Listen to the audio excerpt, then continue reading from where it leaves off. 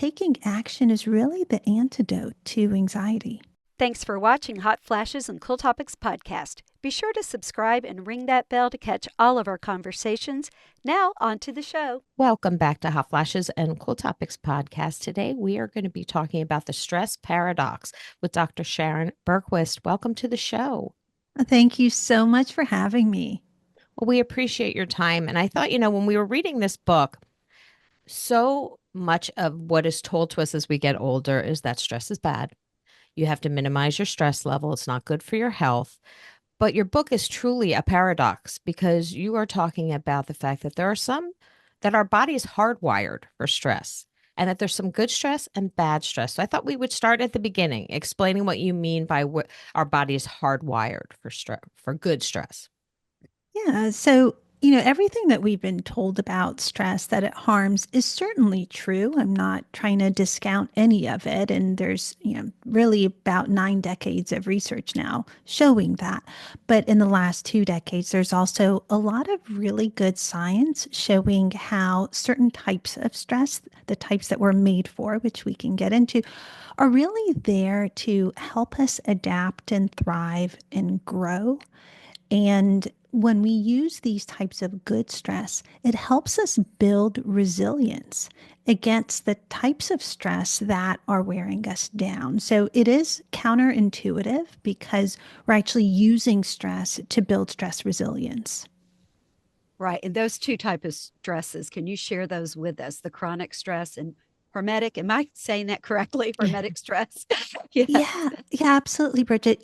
So this is all from this new science of good stress called hormesis. It's from the Greek word to excite. And the good kinds, and these are the types that we're adapted for, they're brief, they're mild to moderate, and they're followed by recovery.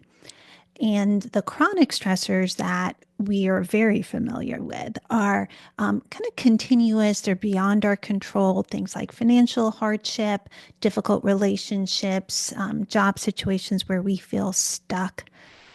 And the common approach to stress management around chronic stress are things like mindfulness, meditation, which are so important. And I think they're wonderful approaches, but they don't always work for everybody.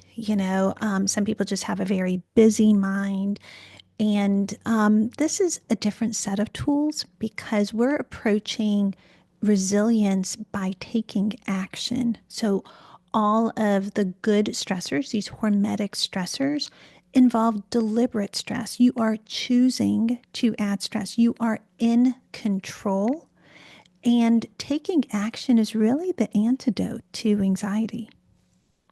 And that's, like you said, sounds so counterintuitive to say, I'm going to implement stress into my life, but you're saying it's controlled stress. It's not from the outside world coming in where you don't have any control over what you see, what you hear, what you listen to. How is that beneficial for our bodies?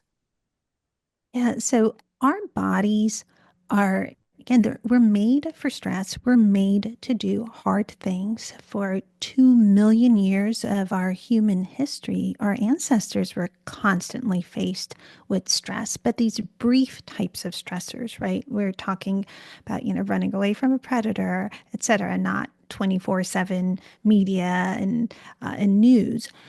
And so when we are exposed to these types of brief stressors, we have receptors in our brain for the stress hormone cortisol. When cortisol is at a mild to moderate amount, when it's building up in our brain, it attaches to a different receptor in our brain on our neurons than when it is in a very high level, from when it's chronic, continuous, or at a really high, intense level. When it attaches to the receptors, the mineralocorticoid receptors, the type when it's in a small amount, it enhances the communication between our neurons. We actually grow synapses, which are these communications between brain cell to brain cell. And when we have stress in a very high level and it attaches to the glucocorticoid receptor, the other type of receptor, when there's a higher amount of cortisol, we prune those connections. So when we do these mild to moderate stressors followed by recovery, we're making our brain greater in connectivity, and we can actually stimulate the growth of new brain cells called neurogenesis. So we're essentially changing the structure and function of our brain, as well as body, because this same process, in the brain we call it neuroplasticity, which is growth in our brain, but in our body it's bioplasticity. So we're rewiring and reconfiguring our brain to a more capable brain where it can make more complex decisions. We can think with greater clarity. It helps with our mood because it's all controlled by the health of our neurons. So it's really powerful medicine. With neurogenesis, is that actually creating additional healthy cells as opposed to using what you have? Because I know a lot of times people think, well, I'm going to be killing brain cells, or as I get older, brain cells are going to degenerate. But is that actually creating new brain cells? Yeah, we have the ability to create new brain cells throughout most of our adult life. We know we can do it at least through our seventh decade, probably longer. And it's really powerful because we all have some stem cells and we can differentiate them into neurons. In this whole process of giving our bodies a stimulus, it helps us remember how we handled a particular stressful experience so that the next time we handle it, we can be better at it. And part of the mechanism in our brain that leads to that is differentiating these stem cells into these neurons that help us recall that particular situation down the road. We have that modeled really in more animal studies. It's very hard to kind of trace that in human studies, but there's a high likelihood that this is the same process that happens in our brain. It's funny. I was kind of along the lines that you had just said, Colleen, that Sorry, I I was just going to wanted ask. to. Yeah, it was close. I was just, when I was reading your book, there was part of it too that said, and I probably am getting this wrong, but that things change. Like you might not respond in the same way. Something on a cellular level changes. Is that Yes. correct?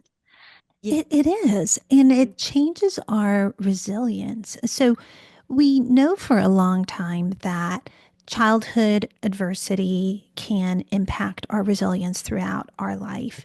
And of course, there are many stressors that find us throughout our life course that affect our resilience. And that's really our passive resilience. It's kind of how life happens to us and our ability to handle future stress. And a lot of times it wears us down so that we can handle less because it's cumulative and we're kind of in overload.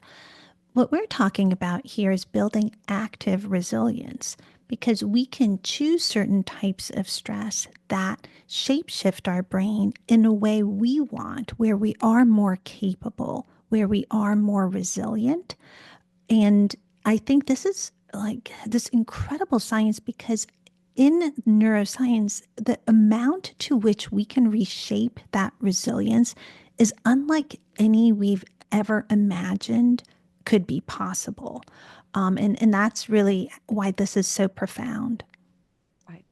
So, can we talk a little bit about hormetic stress and the good stressors that we should actually create for ourselves? And the first one in the book is food toxins as medicine. And anytime you hear the word toxin, you're not thinking that this is a good thing, let's put it into our body, but you're actually saying that there are certain food toxins that can benefit and, like you said, create the resilience that we're looking for.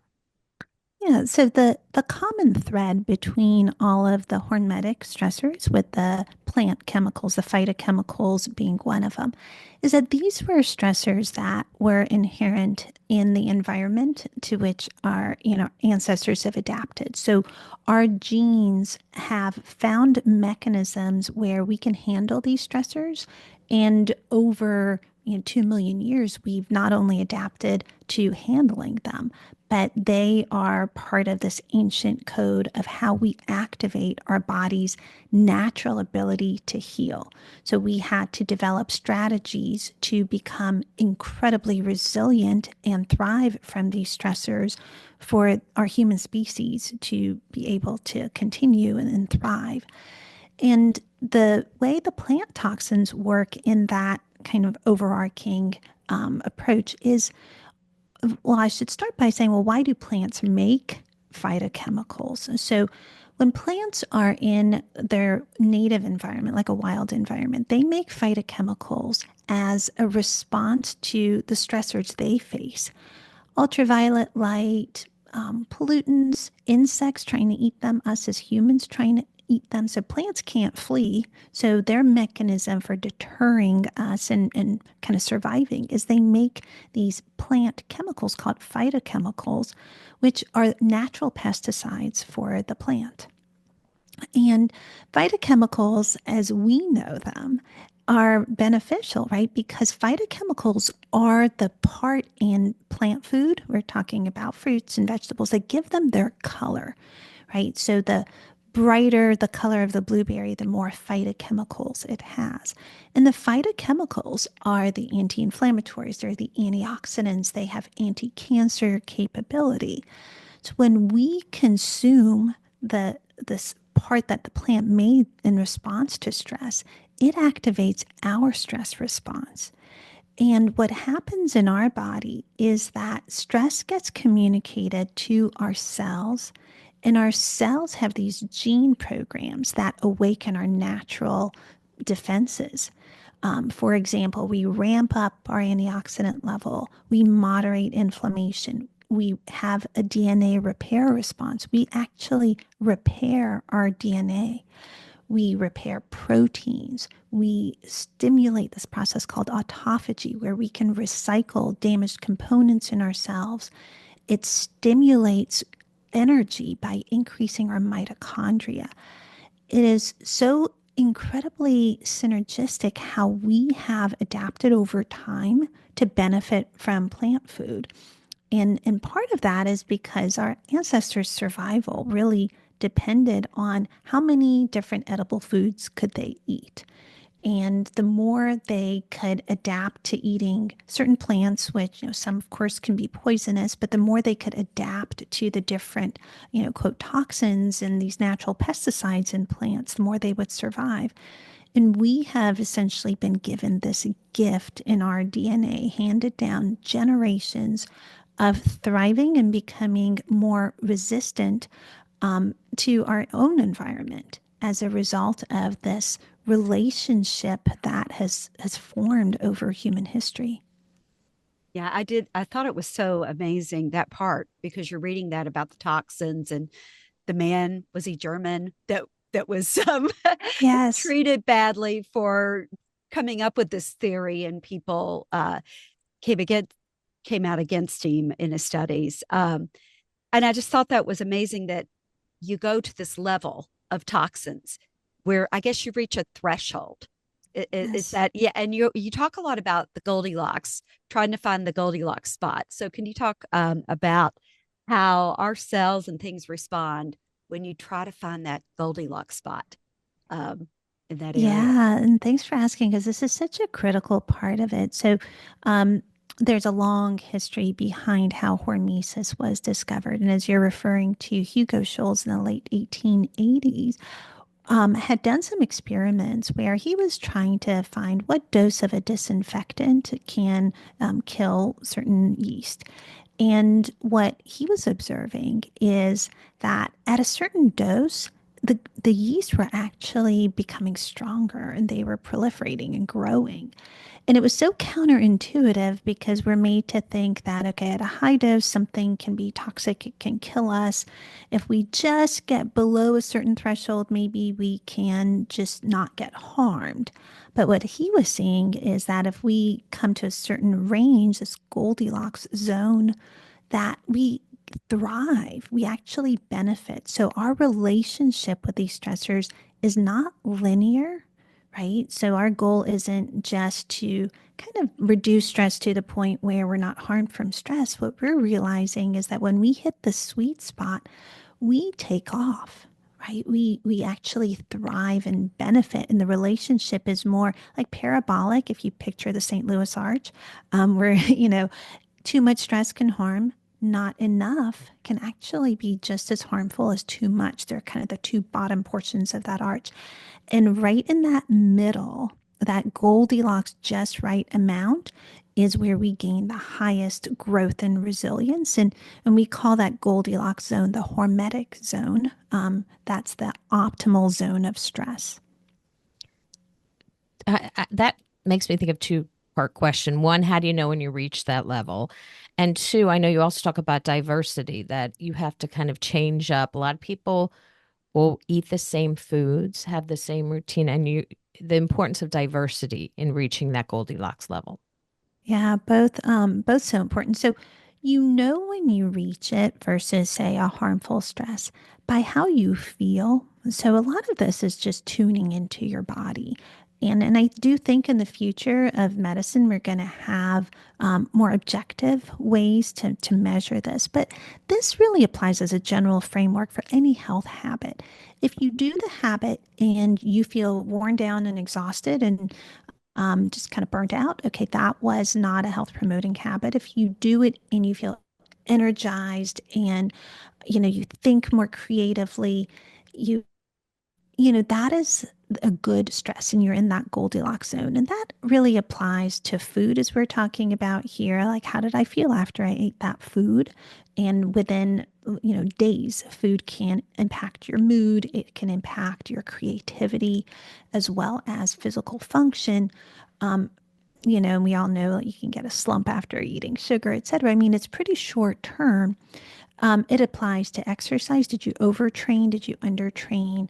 Or do you feel just great the day that you worked out, right? You can apply this to psychological stress, right? When you do something, does it leave you exhilarated, right? Did you do something where you're like, oh my God, I'm on cloud nine. I said yes, I did it. And I'm so glad I did, but I was so nervous. Or do you walk away just wanting to go straight to bed and put your head under the covers, right? So, this kind of framework of how do I feel afterwards is a really critical part of kind of tuning into how you relate to some of these stressors.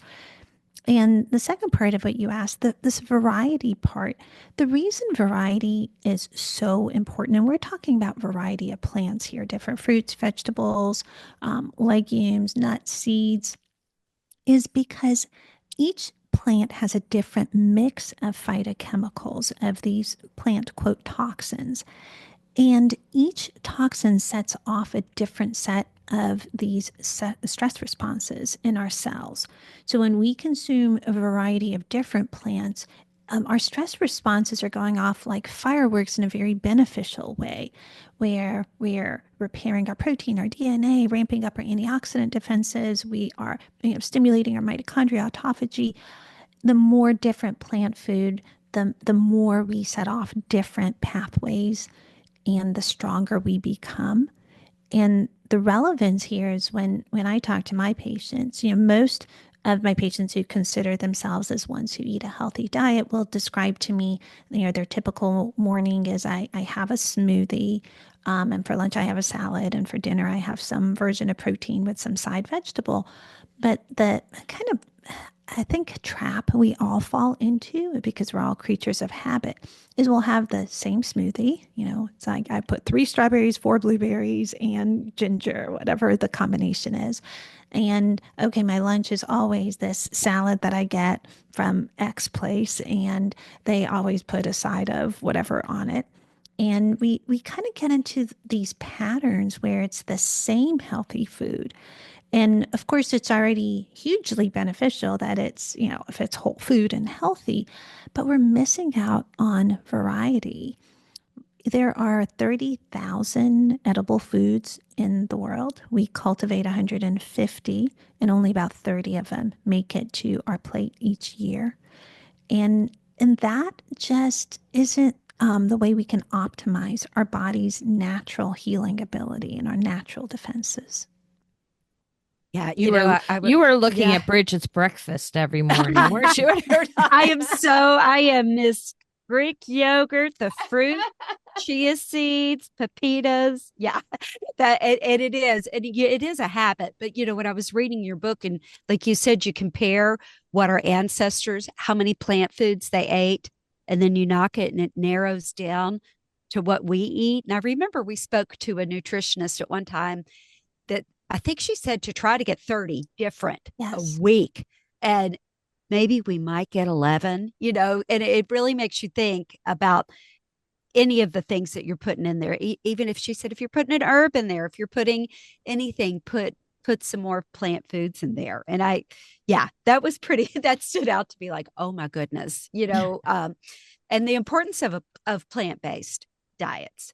It is. And to keep things simple, because I really think anything that we want to do long term has to be simple, is keep the same template, right? So if you like the Greek yogurt or if you like a smoothie, well, switch up the fruit each morning, and I'm a big believer in just getting big things of frozen fruit. It's always in your freezer. They're flash frozen at the peak of ripeness, and just have, I think of it as templates, right? This is my salad template. This is my smoothie template. In the book, that's really why I did the recipes more in templates, because once you can make one smoothie, you really can make 20 varieties of them, and just start to make small swaps. And that way you're not going through that whole inertia of I have to learn an entirely new recipe. And that's how we keep it really simple. One of the things when we're talking about the food is you do talk about fasting and the importance of fasting. Can we talk about that portion of good stress? Yeah. So it's, we're talking about what we're eating, and then the timing of our meals is just as important as what we're eating. In the book, I talk about what I call circadian fasting. So it's a form of time restricted eating where we are limiting our calorie consumption to 12 hours or less and trying to have most of those calories earlier in the day. And, the reason behind that is, and I should, kind of mention that this is really normal eating. I almost don't like the term fasting applied to this because, and I know it is a now considered a form of fasting, but this is how our bodies are really wired, because when we go more than 12 hours without calorie intake, that's roughly the time period where our body does this metabolic switch from using glucose or stores of glucose called glycogen to using fat for energy. And our body converts the fat to ketones.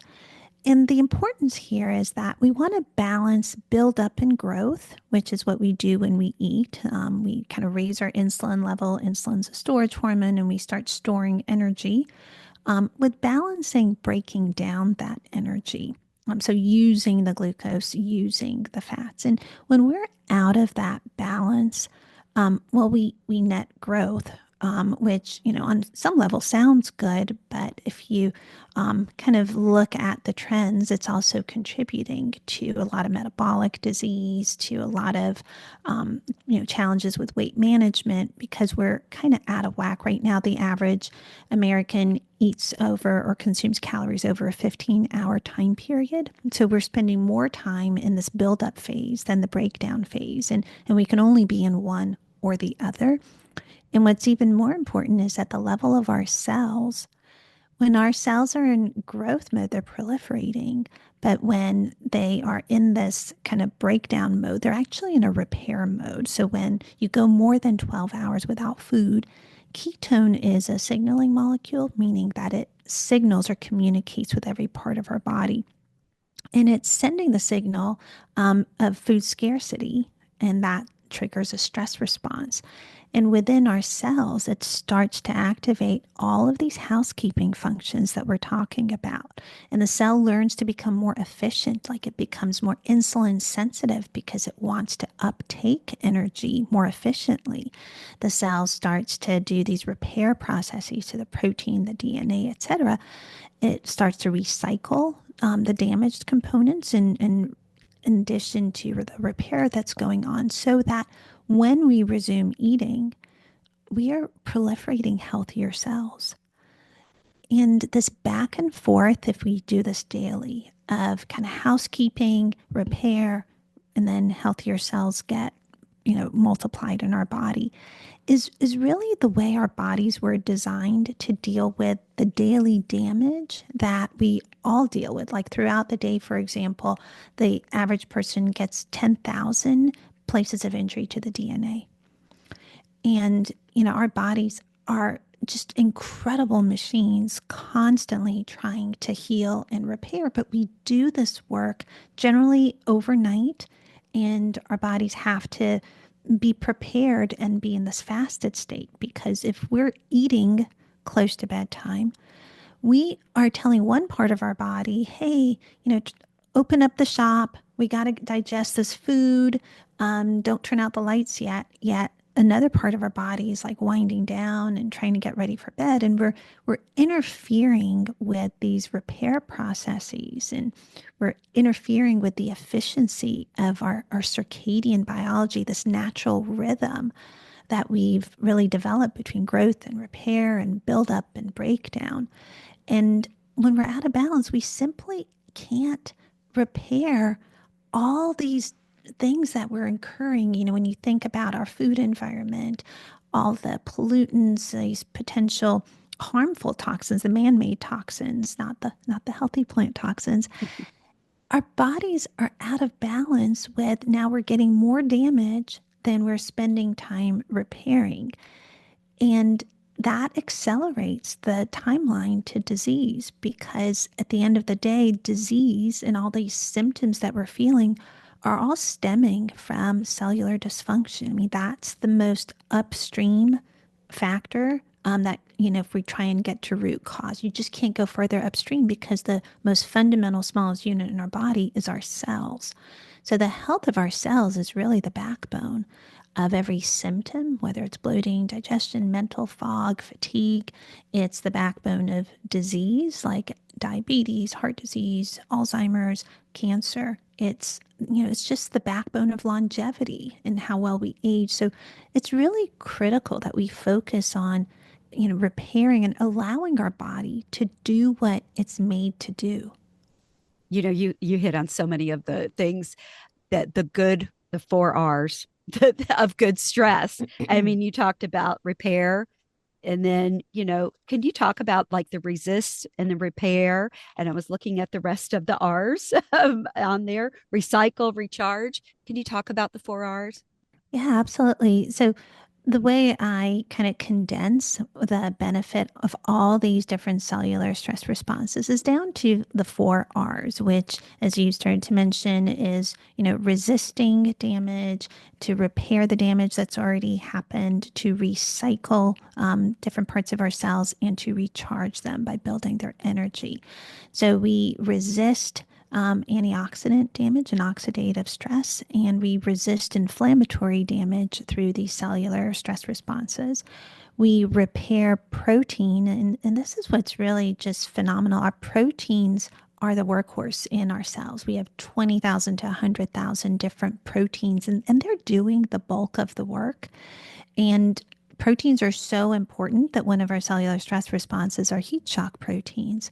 And they're essentially what we call molecular chaperones. And when protein is damaged, this chaperone finds that protein and literally escorts it to get out. And that's, the importance of activating these stress responses.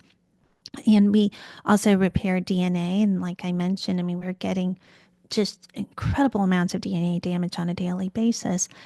The recycling, so our cells have a recycle bin called a lysosome. And when we trigger autophagy, this recycling process, we take the damaged cells or even old cells that are kind of just senescent cells and we shuttle them to the lysosome. And the lysosome, it's like a junkyard. It tries to take the scrap parts that can be salvaged and use them for different components. And if it's beyond salvageable, it converts the components to energy. And probably the most critical part is the final R, recharge, because it's improving the health of our mitochondria, which are really probably becoming the focal point of so much of our health. Our mitochondria produce energy for our body. When we eat food, our body has to convert that chemical energy into cellular energy. So the energy currency in our body's ATP.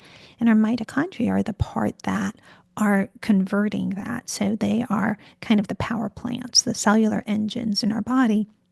And if your mitochondria are impaired or you don't have enough mitochondria, so we call this mitochondrial dysfunction, your body can't do any of its critical functions, any of the repair, even down to like your energy level. So often I have patients that come in, they ask me, oh, I'm just tired all the time, but I eat a really clean diet. Why am I so tired? Like, what do I need food allergy testing or what do I need to do? And the reality is, no matter how healthy or how much good food or high octane fuel you give your car, if the cellular engine is not there to support, you can't convert it to energy. That's the rate limiting step. And we have to focus on improving our mitochondrial health if we want our bodies to really do all the essential work that happens at every level in every body system. How do we do that? So the yeah, Yeah, so kind of. yeah, yeah. So, right now, really we'll start by asking, why are our mitochondria getting harmed? Right. And the world that we're living in, these processed foods, being sedentary, chronic stress, loneliness, they're all harming our mitochondria. And the aging process alone is going to impair and make us lose some mitochondria. So we know that this is happening really in a way that's unprecedented in human history. And the way we repair it is through the five good stressors. So we talked about plant toxins. The most potent way to improve your mitochondria and trigger what's called mitohormesis. It's a particular form of hormesis where you're generating more mitochondria and removing the damaged mitochondria. So you're essentially improving your ability to make clean energy in your body. So exercise is the most potent form, but all the good stressors, with the other three being using temperature like heat and cold. We talked about the circadian fasting. So the fasted state improves mitochondria because just like exercise, it sends this signal to your body of energy depletion, and that triggers a stress response. And even mental challenges can have a role in stimulating mitochondria. So it's all kind of interrelated. And this is just so key because what's really fascinating to me is our stress hormones, like the catecholamines, norepinephrine, and even serotonin, they're actually made in our mitochondria. So when you exercise to improve your mitochondrial health, you're actually improving your ability to handle stress, right? Like this is like the beautiful connection between our mind and body that's happening at the level of our cells, and why our body's just so interconnected, why you can't really just view psychological stress as purely a psychological phenomena, or eating healthy as purely something that benefits you in some physical way. Like there's such a beautiful interrelationship. And I think investing in improving our mitochondria, there's so many layers to this because our mitochondria are this incredible communication hub. They're communicating with our gut bacteria, they're communicating with our circadian rhythm. So when our mitochondria are healthy, every body system starts to function in a more effective way.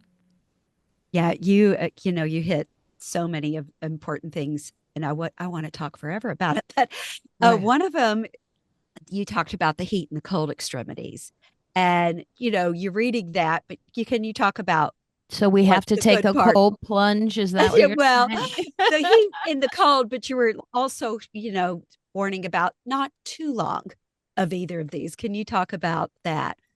Yeah, so I'm gonna say that I'm a cold intolerant person.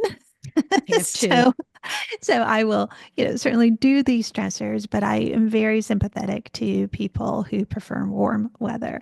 I live in the South, so I mean, I lived in New England for a while, and it was tough. So, and the key here with cold and heat and all these good stressors is that in the scenario of cold and heat, there's not an exact temperature you have to hit for these stress responses to be activated. All you have to do is get a little bit outside your comfort zone. And that's just enough to trigger a stress response. But you don't want to get to the point where it's overwhelming or where you feel unsafe, because then any good stress can become a harmful chronic stress. So if you are exposed to even, 30 seconds of cold at the end of a shower, that can be energizing, invigorating. It raises your dopamine level by 250%. It can raise your norepinephrine by 530%. I mean, it's incredibly powerful as a way to kind of energize your body and create a scenario where your body is swimming in these stress hormones, but you can kind of stay calm and during those 30 seconds, kind of take deep breaths, and you're essentially training your brain to become more resilient by creating this stress scenario through cold. So if you went into an ice plunge and you stayed in there for, 20 minutes saying, I'm going to be really, like tough, if you feel that you are overwhelmed, like sometimes your body's saying, get out, I'm not feeling well. Like if you push it too far, you are, again, it's like overtraining. You're past that point where it's beneficial. You want brief, intermittent, mild to moderate stress that's just past your comfort zone, followed by recovery. You get out, you naturally let your body warm up again. You can risk putting yourself in a situation of hypothermia if you overdo it, right? So more is not always better. I think we have to get out of the mentality that, just push hard, push hard, push harder. I don't think that that's the message with good stress. It almost sounds like a message of tough love, but it's really a message of love your body by helping it grow. And it's not about pushing and persevering in situations where you're overwhelmed or in situations where you're stuck. It's about using the right amount of stress as a kind of a secret weapon, really, of becoming your best self, of increasing your potential. And that's good to hear for a lot of people because they get in that competitive mode and they're like, I need to push the exercise. I need to push the eating habits. I need to push the cold plunge. And you're saying, like Bridget said before, the Goldilocks, kind of just in that zone where you're making changes, but you're not becoming chronic in the change. You're not staying too long. And your book talks about the stress paradox protocol at the end, which is very helpful. And you do give that kind of guidance on what zone you want to hit where it's just right. Can you talk about the protocol? Yeah, as a physician, I work with people individually, and it was really hard to think, well, how can I, have something that everybody that's reading this could benefit from? Because so often, we try and individualize every treatment, and every person's different. And the way I designed the protocol is really thinking about a health habit as here's a general way you do it, and here's how you find what's right for you. Because that was so important for me, like to have people realize that what's stressful for one person in a good way is going to be different than for the next person, depending on where you're starting from. And even the same stress from day to day can be different depending on your amount of recovery, right? If you're well recovered, you've slept well, you could probably handle 30 seconds of a cold shower. If you didn't really sleep well the night before, you didn't really eat well, you didn't exercise, your body just may not be able to handle that one additional stress. It can push you into chronic stress. So the protocol is really designed so that you can ask yourself the right questions of making sure you're benefiting from the good stress and that you're straddling that Goldilocks zone where you're thriving from it. And again, too little and too much are really not where we want to be. And part of the reason it was so important for me to kind of help people get there is because so much of what we're told about stress is, curb it, get rid of it, whatever we need to do to get it out of our lives. And, taken to the other end of the extreme where we're not exposed to enough challenges, we also weaken our body. We're telling our body to adapt to a state that doesn't push it in the way that it can grow and in a way that it can thrive. And lack of good stress, I think, is now becoming a really big risk factor for so many of the mental and physical diseases like anxiety, depression, diabetes, heart disease, etc., that we're seeing. So it is, just it's not to get rid of stress in our lives. The protocol is really designed to help you optimize the stress in your life and to help you differentiate the harmful stressors from the beneficial ones. Dr. Sharon, thank you so much for coming on today and talking about the stress paradox. We'll have the link for the book in the show notes, and we appreciate all that you're doing in this research that seems very cutting edge at this moment in time. So thank you. Thank you for having me. Thank you for letting me share this information with your listeners. And I hope everyone can benefit from this. Oh, I'm sure they will. Thank you.